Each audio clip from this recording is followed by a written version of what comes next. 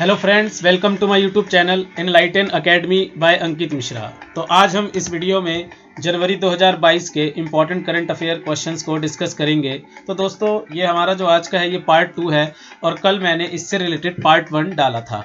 तो चलिए फिर इसे हम शुरू करते हैं। तो यहाँ पे जो पहला क्वेश्चन है कि व्हेन इज प्रवासी भारतीय दिवस सेलिब्रेटेड, कि भारतीय प्रवासी दिवस कब मनाया जाता है। तो इसका आंसर है 9 जनवरी। तो ये जो भारतीय प्रवासी दिवस है ये 2003 से हमारे भारत में मनाया जा रहा है। और अगर हम भारतीय प्रवासी दिवस की बात करें तो कहते हैं कि 1915 में गांधी जी साउथ अफ्रीका से भारत लौटे थे और उन्होंने भारतीयों की बहुत सहायता की थी। तो इसी तरह से हम NRIs को हम इसी तरह अट्रैक्ट करते रहे अपने देश की तरफ और हमारे देश में देश की सहायता करते रहे वो। तो इसी के लिए ये दिवस मनाया जाता है।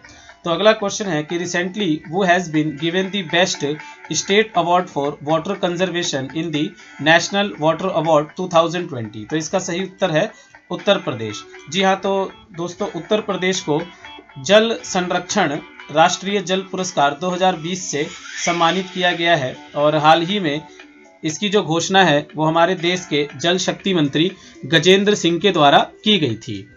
तो अगला क्वेश्चन है कि वो is the author of the recently launched book Gandhi के killer the making of Nathuram Godse and his idea of India. तो हाल ही में the making of Nathuram Godse and his idea of India नामक पुस्तक की रचना किसने की। तो इसका सही आंसर है धीरेन्द्र झा। तो अगला क्वेश्चन है कि according to the recent India rating and research, कि अभी हाल ही के भारत के रेटिंग और रिसर्च के अनुसार how much percent of India GDP has been estimated in the financial year 2022। तो इसका सही आंसर है 9.3%। तो 2022 में भारत का जो GDP है वो 9.3% रहने वाला है।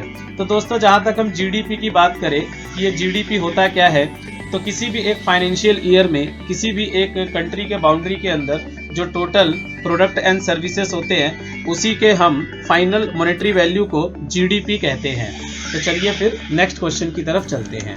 तो अगला क्वेश्चन है कि recently when the first Jan Shatabdi Express connecting Manipur to Tripura via Assam has been started.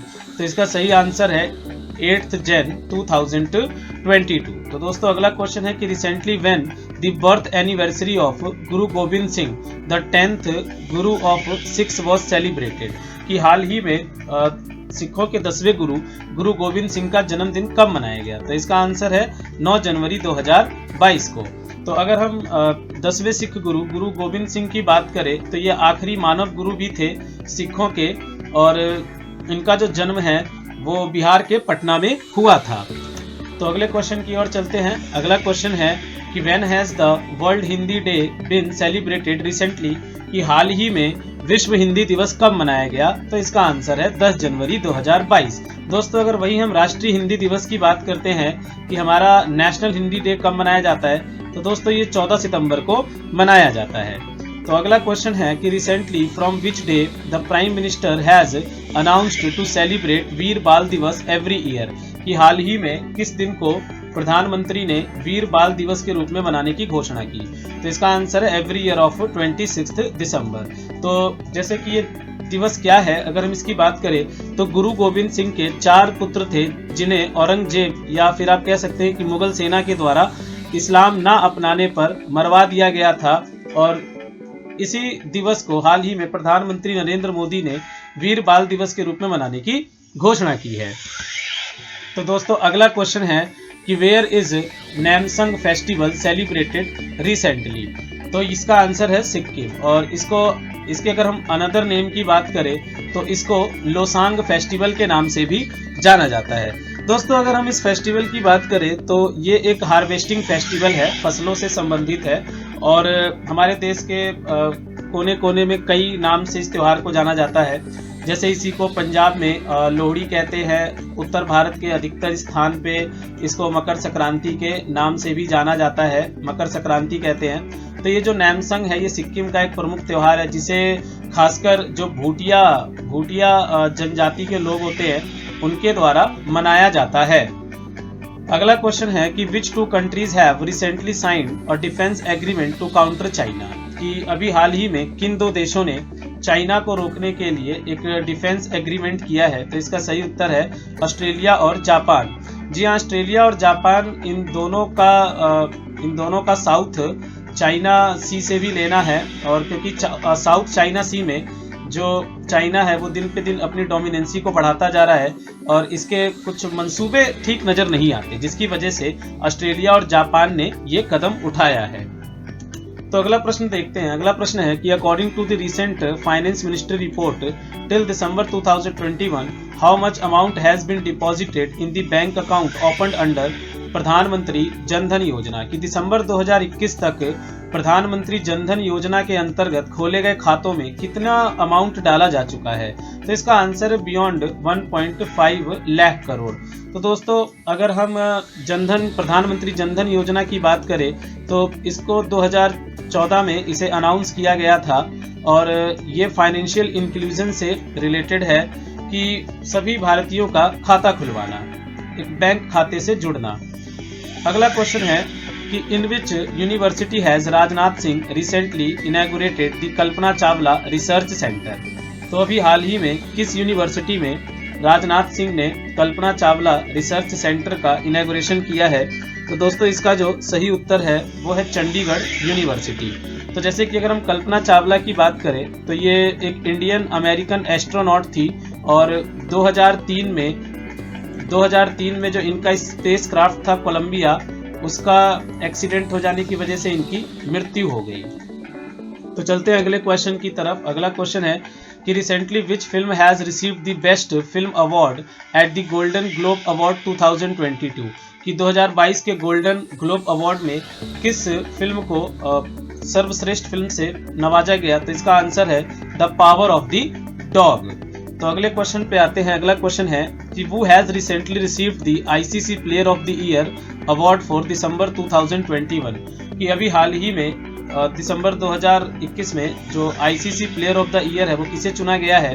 तो इसका आंसर है एजाज पटेल, जो कि न्यूजीलैंड के एक खिलाड़ी है।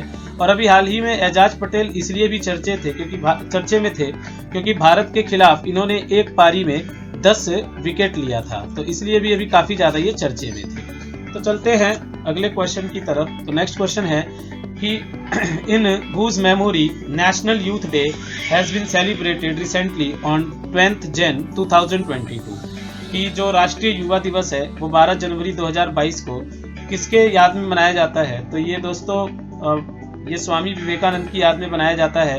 अगर हम स्वामी विवेकानंद की बात करें तो बहुत ही कम आयु में इनकी मृत्यु हो गई थी।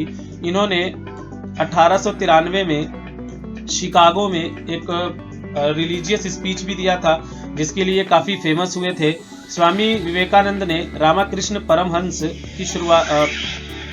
मिशन की शुरुआत की थी, और ये जो रामकृष्ण मिशन है वो इन्होंने अपने गुरु रामकृष्ण परमहंस की याद में इसकी शुरुआत की थी। और इस बार के अगर हम नेशनल यूथ डे के हम थीम की बात करें तो दोस्तों इसका थीम है all these are in the mind, तो ये इसका थीम रखा गया है। तो आते हैं अगले क्वेश्चन पे। अगला क्वेश्चन है कि recently which countries allrounder Chris Morris has announced his retirement from cricket, कि अभी हाल ही में किस देश के ऑलराउंडर क्रिकेटर ने क्रिकेट से इस्तीफा दे दिया है, या अनाउंस मतलब कि रिटायरमेंट ले लिया है? तो इसका जो सही आंसर है वो आपका है साउथ अफ्रीका, दक्षिण अफ्रीका। तो अभी हाल ही में क्रिस मॉरिस इस बार के IPL ऑक्शन में भी काफ़ी चर्चे में रहे थे, क्योंकि ये सबसे महंगे बिकने वाले खिलाड़ी थे जिन्हें राजस्थान रॉयल में 16 करोड़ रुपए में खरीदा था।